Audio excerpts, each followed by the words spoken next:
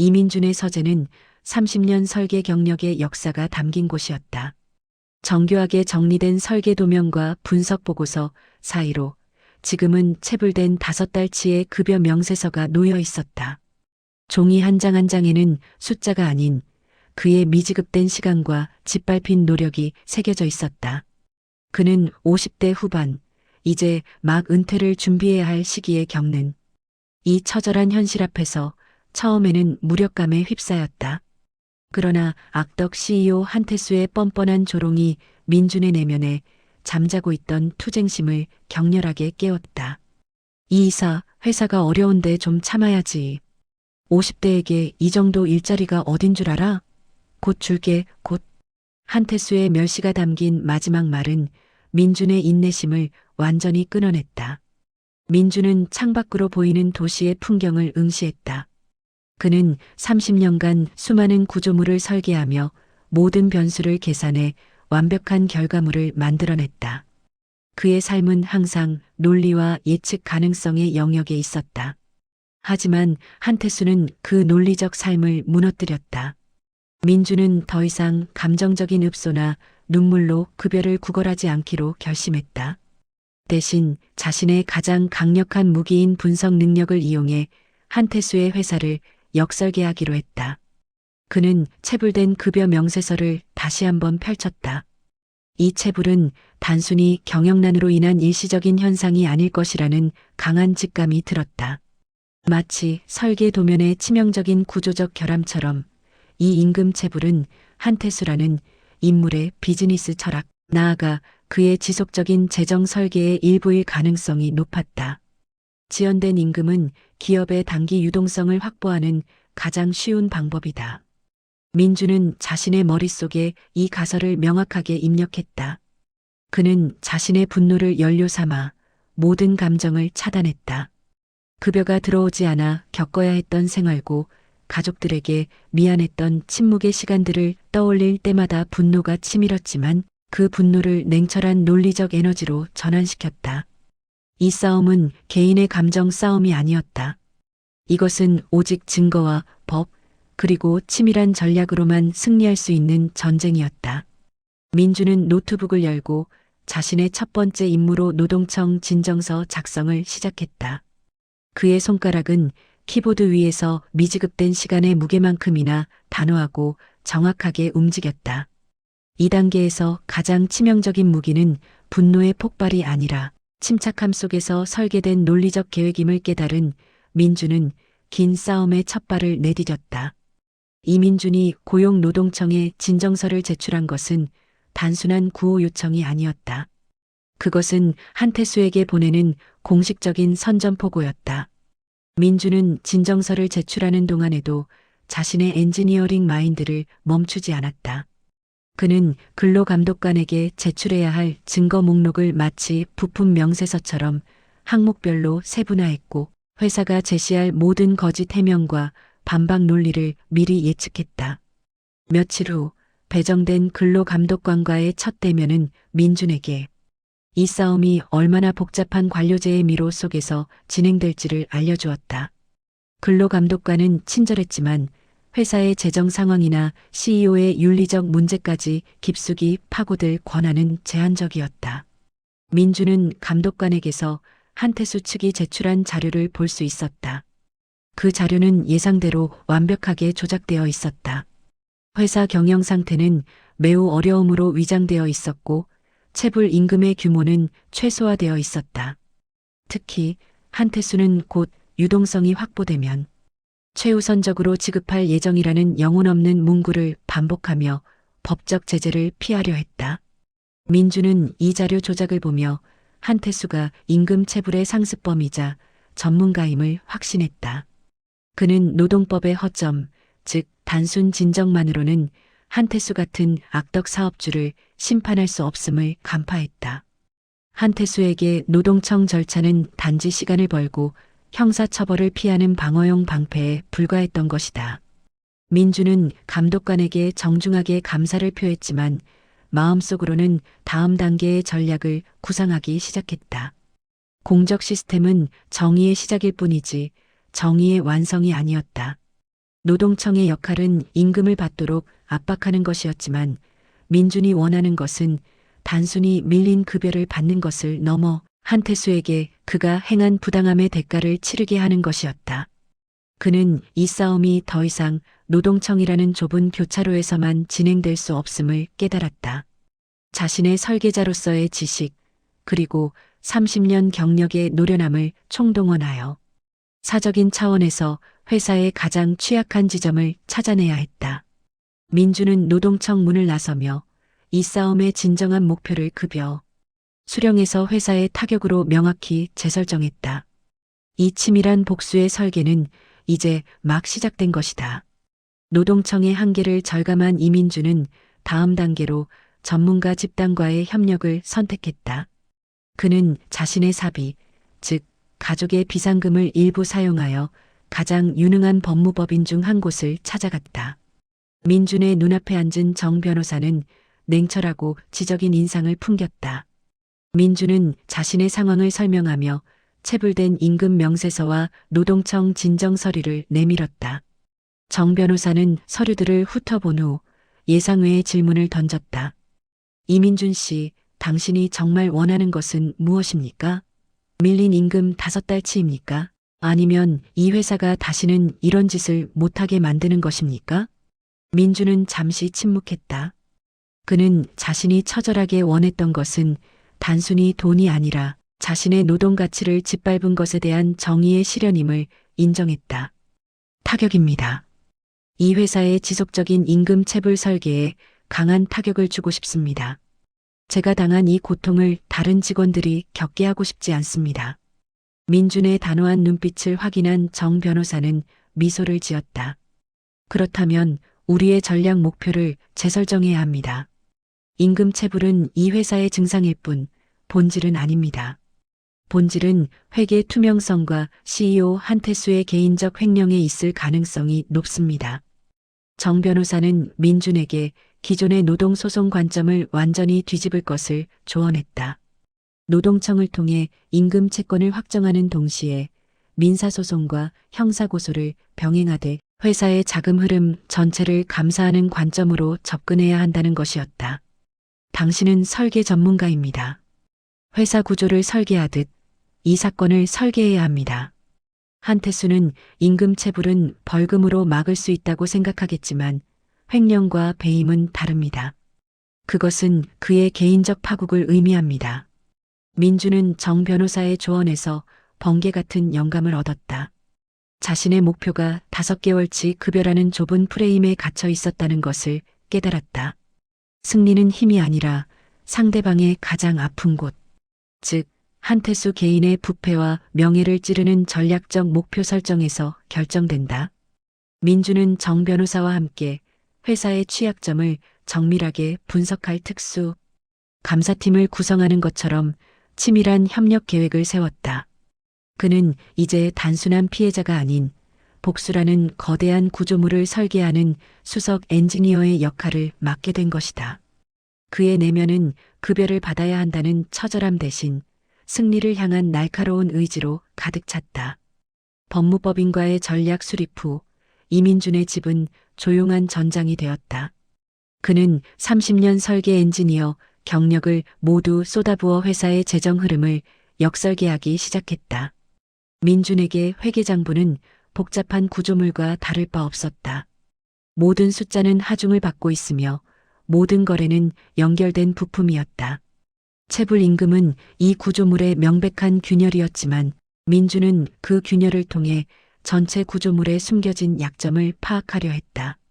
그는 퇴사 전 확보했던 단편적인 자료들, 공사 발주 기록, 자재 구매 내역, 하도급 계약 내용을 꺼내 밤낮 없이 분석했다.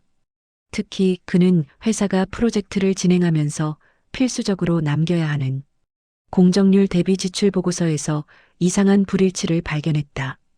보고서상의 공정률은 80%를 넘겼는데 자재 구매 기록은 60%에서 멈춰 있었다. 이 격차는 단순히 재정난으로 설명될 수 없는 고의적인 자금 유출을 시사했다. 마치 설계 도면상에는 존재하지만 실제 시공에는 사용되지 않은 유령 부품처럼 돈이 사라진 것이다. 며칠 밤을 새워가며 민주는 수십 개의 가설을 세우고 하나씩 검증해 나갔다. 그리고 마침내 자금의 유출 경로가 회사의 공식 거래처가 아닌 한태수의 친인척 명의로 된 페이퍼 컴퍼니로 흘러들어갔음을 확인했다.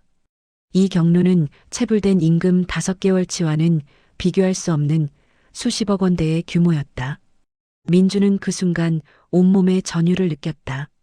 작은 임금 체불 뒤에 숨겨진 것은 단순한 경영난이 아니라 CEO 한태수 개인의 지속적이고 치밀한 비자금 조성 구조였다. 그의 눈앞에 펼쳐진 것은 한태수의 부패가 설계된 완벽한 도면이었다.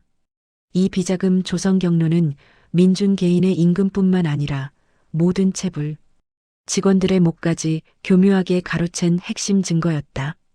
민주는 깨달았다. 모든 문제는 단일 원인이 아니며 작은 체불 뒤에는 언제나 더 거대한 부패의 구조가 숨어 있다는 것을. 그는 더 이상 자신의 급여를 돌려받는 개인적인 싸움을 하는 것이 아니었다. 그는 부패한 시스템의 심장을 겨누는 정의의 화살을 손에 쥐게 된 것이다. 민주는 확보한 증거를 정 변호사에게 전송하며 다음 단계의 치밀한 파국 설계를 준비했다. 이민준의 치밀한 역추적은 곧 CEO 한태수의 레이더에 포착되었다. 노동청의 미온적인 태도만 믿고 시간을 끌던 한태수는 민준이 사설, 변호사까지 고용해 회사의 핵심 장부를 파헤치고 있다는 소식에 심각한 위협을 느꼈다. 며칠 후 민준은 한태수로부터 예고 없는 전화를 받았다. 한태수의 목소리는 이전의 조롱 대신 노골적인 협박과 회유로 뒤섞여 있었다. 이 이사 적당히 해. 당신 가족들도 생각해야지. 회사가 망하면 당신 급여는 한 푼도 못 건져. 조용히 진정을 취해야 하면 5달치 임금의 합의금까지 얹어줄게. 당신이 가진 게 뭔지 모르겠지만 나 건드리면 당신 인생도 편치 못할 거야. 한태수는 민준의 가장 취약한 지점인 가족을 건드리며 심리적 압박을 가했다. 민준은 한태수의 협박을 예상하고 있었다.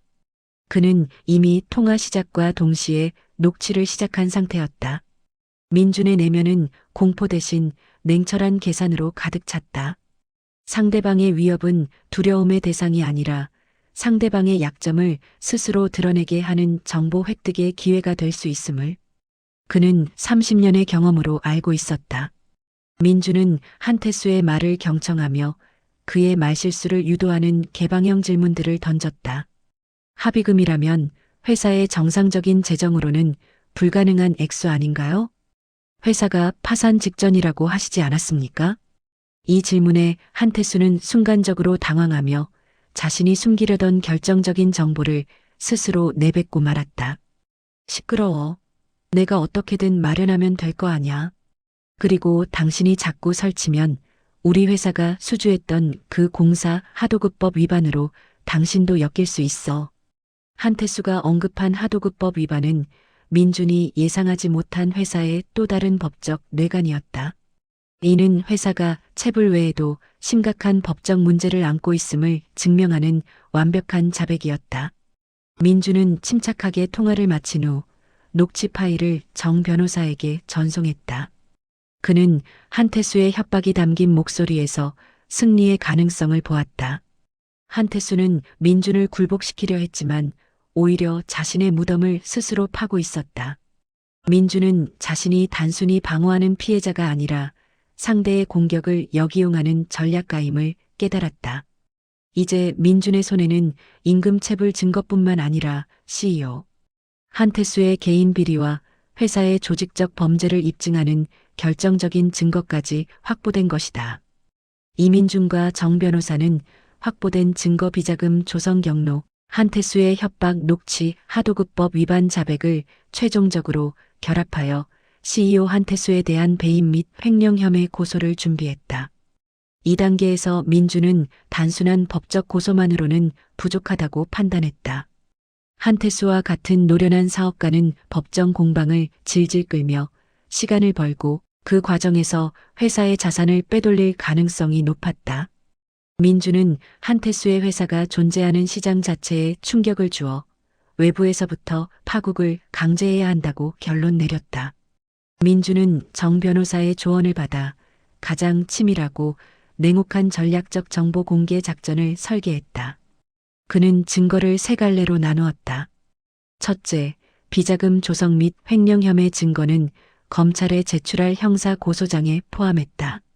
둘째, 하도급법 위반과 불공정 거래에 관한 증거는 경쟁사와 회사에 채권을 가진 주요 금융기관에 익명으로 흘려보냈다. 셋째, 지속적인 임금 체불과 CEO의 윤리적 문제에 대한 자료는 관련 산업 언론에 제보함에 넣었다. 이민준의 전략적 행동은 마치 시한폭탄의 도화선에 불을 붙이는 것과 같았다. 고소장이 접수되기도 전에 회사는 외부의 압력으로 요동치기 시작했다. 주요 금융기관들은 회사의 신용 위험을 재평가하기 시작했고, 경쟁사들은 회사가 수주한 대형 프로젝트의 계약 적정성에 대한 의혹을 제기했다. 시장의 침묵은 순식간에 혼란과 의심의 폭발로 바뀌었다.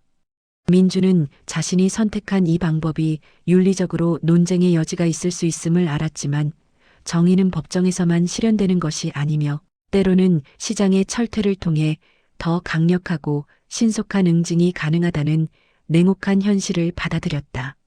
그는 자신이 설계한 복수가 한 개인의 파국을 넘어 부당함을 구조화했던 시스템 자체에 치명타를 입히고 있음을 확인했다. 30년간 설계한 어떤 구조물보다도 이 파국의 도화선이야말로 가장 정교하고 완벽한 엔지니어링의 결과물이었다. 민준의 내면은 복수를 향한 냉기가 아닌 마침내 정의가 실현되고 있다는 뜨거운 확신으로 끌어올랐다. 이민준이 설계한 전략적 정보 공개는 한태수와 회사에게 치명적인 충격을 안겼다. 외부에서 시작된 압력은 내부의 사기 저하와 결합되어 회사를 급격한 혼란 속으로 몰아넣었다. 금융기관들은 대출을 회수하기 시작했고, 핵심 하도급 업체들은 계약을 파기하겠다며 이탈했다. 이제 회사는 임금 체불 문제가 아닌 존폐의 위기에 직면했다. 벼랑 끝에 몰린 CEO 한태수는 마침내 민준에게 개인적으로 연락을 취해왔다. 그의 목소리는 이전의 오만함과 협박 대신 공포와 절망으로 가득 차 있었다. 이 이사님, 제발 멈춰 주십시오. 당신이 원하는 모든 것을 드리겠습니다. 밀린 임금 5달치는 물론 2배, 아니 3배의 합의금을 드리겠습니다. 제발 고소만 취하해 주십시오. 회사만은 살려주세요. 한태수는 민준에게 무릎을 꿇고 애원하는 듯한 태도를 보였다. 민준은 한태수의 회유 앞에서 단호했다. 그는 자신이 이 싸움을 시작한 이유가 돈이 아니었음을 다시 한번 상기했다. 한태수 사장님, 저는 돈이 목적이 아닙니다. 저는 당신이 짓밟은 노동의 가치를 정산받으러 온 것입니다. 민주는 자신이 받아야 할 임금과 합의금은 단칼에 거부했다. 대신 그는 새로운 조건을 제시했다. 이 조건은 한태수의 자존심을 짓밟고 그의 비자금 구조를 공개적으로 폭로하는 것이었다. 제가 요구하는 것은 오직 하나입니다. 당신 명의의 개인 자금을 풀어서 저를 포함한 모든 체불 직원들에게 밀린 급여 전액을 오늘 당장 지급하십시오. 단 지급 확인서는 당신의 개인 자산으로 지급했다는 사실을 명시해야 합니다. 그리고 남은 금액은 노동부에 즉시 공탁하세요. 민주는 합의금 대신 한태수가 자신의 개인 돈으로 회사 부채를 갚도록 강제했고, 이는 곧 그가 회사와 재정을 분리했다는 횡령의 결정적인 반증이 될 것이었다. 한태수는 자신의 비자금이 법적 증거로 활용될 위기에 놓이자 결국 굴복했다. 그는 민준의 임금뿐만 아니라 다른 체불 직원들의 급여까지 자신의 사비로 즉시 지급했다. 민준은 진정한 승리가 사적인 이득이 아닌 부당함에 맞서 공동의 정의를 실현할 때 완성된다는 것을 깨달았다. 그의 침묵은 마침내 폭발했고, 그 폭발은 한 개인의 복수를 넘어 부패한 시스템 전체를 흔들었다. CEO 한태수가 자신의 개인 자금으로 모든 체불 임금을 지급하고, 며칠 후 이민준과 정 변호사가 준비한 형사 고소장이 공식 접수되었다. 횡령 및 배임 혐의에 대한 검찰의 수사가 시작되었고 한태수는 결국 구속되었다. 회사는 외부 압력과 CEO의 부재로 인해 더 이상 버틸 수 없었고 곧 법정 관리를 신청하며 사실상 파산의 수순을 밟았다. 민준이 설계한 파국은 완벽하게 실현되었다. 민준은 자신의 통장에 입금된 5달치 급여와 다른 체불 직원들로부터 온 감사 메시지를 확인했다. 그 금액은 단순히 체불된 임금을 의미하는 것이 아니었다. 그것은 그의 존엄성, 정당한 노동의 가치, 그리고 불의에 맞섰던 용기에 대한 최종 정산이었다. 그는 이 싸움을 통해 잃어버렸던 자신의 자존감을 다시 세웠다. 30년 설계 엔지니어로서의 경험이 정년을 앞둔 시기에 빛을 발하며 가장 치밀하고 중요한 구조물인 정의를 설계하는 데 사용된 것이다. 민주는 정 변호사에게 깊은 감사를 표하고 닫혔던 서재문을 활짝 열었다. 햇빛이 그의 책상 위를 비추었고 낡은 설계 도면들이 빛났다. 그는 이제 새로운 장을 열 준비가 되었다. 과거에는 완벽한 도면을 만드는 데 집착했지만 이제는 불완전한 사회 속에서 정의로운 행동의 가치를 더 중요하게 생각하게 되었다. 노동의 가치는 급여 명세서의 숫자가 아닌 자신의 시간과 노력에 대한 스스로의 존중에서 나온다는 것을 깨달은 민주는 마지막 기록을 남겼다. 그는 자신의 싸움이 개인의 복수를 넘어 이 사회에서 묵묵히 일하는 모든 직장인들의 정당한 권리를 지키는 본보기가 되었음을 알고 있었다. 이민주는 떳떳한 노동의 가치를 숫자 이상의 것으로 정산받은 사람으로서 삶의 새로운 장을 시작했다. 그의 내면은 이제 더 이상 처절함이나 분노로 가득 차 있지 않았다. 그 대신 치밀한 계획 끝에 찾아온 완벽한 승리의 평화만이 존재했다. 그는 굳게 닫았던 창문을 열고 미소 지으며 새로운 인생의 설계도를 펼쳤다. 경제가 어려워지고 온갖 도덕적 해이가 많이 보이는데 좋은 일들만 가득하시길 바랍니다. 더 재미있는 글을 들려드릴 수 있도록 노력하겠습니다. 시청해 주셔서 감사합니다.